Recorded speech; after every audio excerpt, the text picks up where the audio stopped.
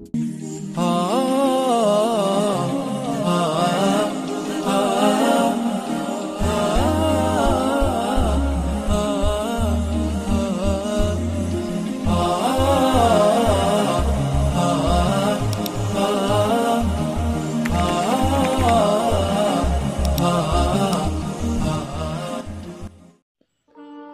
billahi minasyaitonir rajim.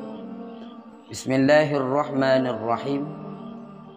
Alhamdulillah, salatan wa salaman ala Rasulillah wa ala alihi wa sahbihi wa mawalah, amma ba'du. Segala puji bagi Allah atas rahmat yang telah diberikan oleh Allah kepada kita semua. Salawat dan salam kepada baginda Nabi besar Muhammad sallallahu alaihi wasallam, serta kepada al dan sahabat beliau sekalian, tabi'in, tabi'in wa tabi'ihim bi ihsanin ila yaumiddin. Alhamdulillah, pada pertemuan video kali ini saya akan coba membacakan kitab Khulasah Nurul Yaqin fi Sirati Sayyidil Mursalin, yaitu kitab ringkasan Nurul Yaqin menjelaskan tentang kisah kehidupan baginda Nabi besar Muhammad sallallahu alaihi wasallam. Kitab ini ada 4 juzuk. Jadi alhamdulillah, dalam video kali ini kita akan mulai dengan periode yang pertama, yaitu tentang kehidupan baginda Rasulullah sallallahu alaihi wasallam. A'udzu billahi minasyaitonir rajim. Bismillahirrahmanirrahim. Yang pertama, Sayyiduna Muhammad, penghulu kita Nabi Muhammad. Jadi penjelasan bab yang pertama ini yaitu menjelaskan tentang penghulu kita, yaitu Nabi besar Muhammad sallallahu alaihi wasallam. Huwa Rasulullah ilan nasi kaffah wa akhirul anbiya wa imamur rusul, ja'a bidinil islami alladzi la yaqbalullahu yaumal qiyamati dinan ghairah. Nabi Muhammad adalah Rasul Allah, utusan Allah kepada manusia secara sempurna. Dan Nabi Muhammad adalah akhir dari segala para nabi, dan Nabi Muhammad adalah pemimpin segala rasul. Nabi Muhammad datang dengan membawa agama Islam yang tidak diterima oleh Allah nantinya di hari kiamat, agama selain agama Islam. Dan Nabi Muhammad wa huwa min nasli sadati Quraisyin asyrafi qabilatin fil Makkahal Mukarramah. Nabi Muhammad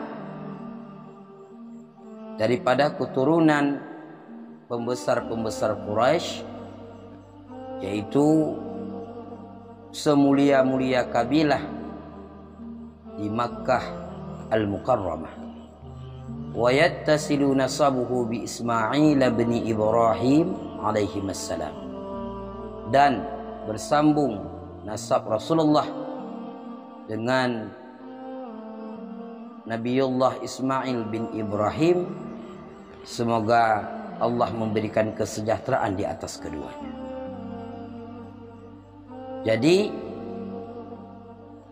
penghulu kita Nabi Muhammad adalah utusan Allah kepada manusia, yang diutus oleh Allah kepada manusia secara sempurna.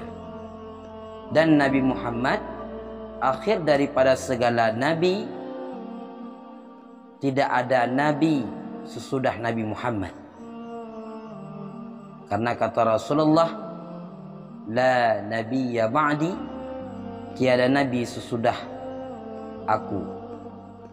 Maka ini merupakan satu kepercayaan yang harus kita tanamkan di dalam jiwa, yang bahwa tidak ada nabi sesudah Nabi Muhammad. Jadi kalau ada nabi yang mengaku dia sebagai seorang nabi, nabi yang ke-26, 27 dan seterusnya, ini adalah nabi-nabi yang palsu. Kenapa? Karena baginda Rasulullah sallallahu alaihi wasallam mengatakan, la nabiyya ba'di, tiada nabi sesudah aku. Wa imamur rusul, dan Nabi Muhammad adalah pemimpin daripada segala rasul. Di antara banyaknya para rasul yang wajib kita ketahui yaitu 25 rasul, dan di antara sekian banyaknya para rasul, baginda kita Nabi besar Muhammad sallallahu alaihi wasallam adalah pemimpin daripada segala rasul tersebut. Yang mana Allah mengutus Nabi Muhammad sallallahu alaihi wasallam yaitu untuk membawa agama yang bernama Islam. Karena Allah tidak akan menerima nantinya di hari kiamat selain agama Islam. Karena Allah berfirman dalam Al-Quran, Bismillahirrahmanirrahim, Innad dina indallahil Islam. Sesungguhnya agama di sisi Allah yaitu agama Islam. Maka di antara banyaknya agama, cuma agama Islam yang diterima Allah. Dan di antara banyaknya pecahan-pecahan yang ada di dalam tubuh Islam, maka insya-Allah yang diterima oleh Allah Subhanahu wa taala yaitu golongan Ahlus Sunnah wal Jamaah. Dan baginda Rasulullah sallallahu alaihi wasallam adalah keturunan daripada suku Quraisy. Suku Quraisy adalah satu suku, satu kabilah di Makkah Al-Mukarramah, di antara banyak-banyaknya suku kabilah-kabilah yang ada di tanah Arab. Maka yang paling mulia di antara kabilah tersebut yaitu suku Quraisy. Karena Rasulullah sallallahu alaihi wasallam bersabda, ana khiyar min khiyar min khiyar. Aku ini adalah yang terpilih daripada yang terpilih daripada yang terpilih. Maka Rasulullah sallallahu alaihi wasallam dipilih daripada suku Arab. Di antara banyaknya bangsa-bangsa di dunia ini, maka terpilihlah bangsa Arab.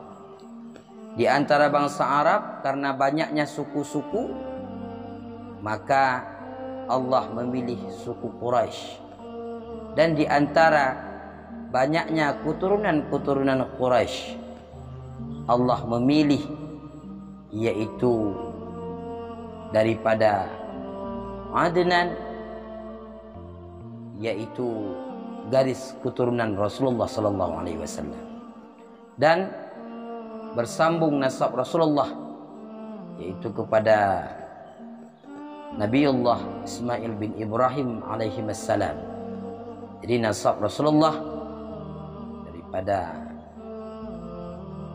ayah kakek Rasulullah bersambung hingga kepada Nabiullah Ismail alaihi salam. Ini adalah bab yang pertama. Bab yang kedua, nasabuhu wa wafatu walidih, keturunan Rasulullah dan wafat ayahnya Rasulullah. Waliduhu Abdullah bin Abdul Muttalib bin Hashim ibni Abdi Manaf ibni Qusay bin Kilab. Ayah Rasulullah bernama Abdullah bin Abdul Muttalib bin Hashim bin Abdu Manaf bin Qusay bin Kilab. Jadi ayah Abdullah bernama, ayah Rasulullah bernama Abdullah. Jadi nama asli Abdullah yaitu Syaibatul Hamdi. Abdullah anak daripada Abdul Muttalib, kakek Rasulullah, anak daripada Hashim, anak daripada Abdu Manaf, anak daripada Qusay, anak daripada Kilab. Ini adalah silsilah Rasulullah daripada ayahnya.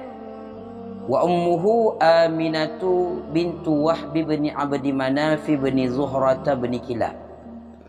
Dan ibunda Rasulullah bernama Aminah, anak Wahab, anak Abdu Manaf, anak Zuhrah, anak Kilab.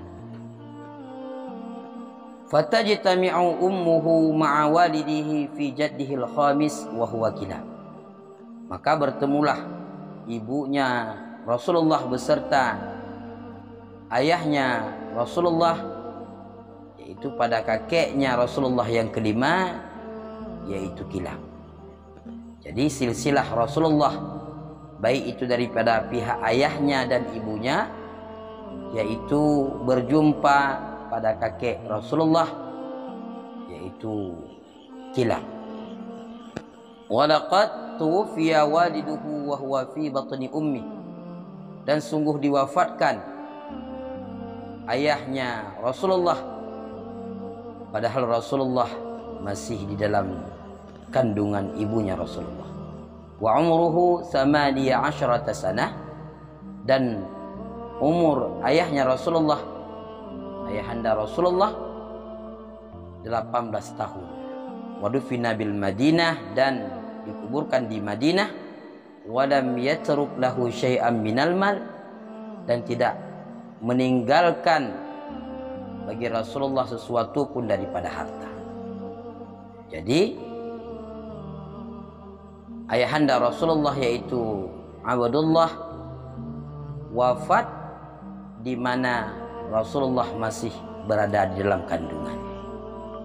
Dan umur ayahanda Rasulullah Abdullah di saat beliau wafat, umur beliau masih 18 tahun.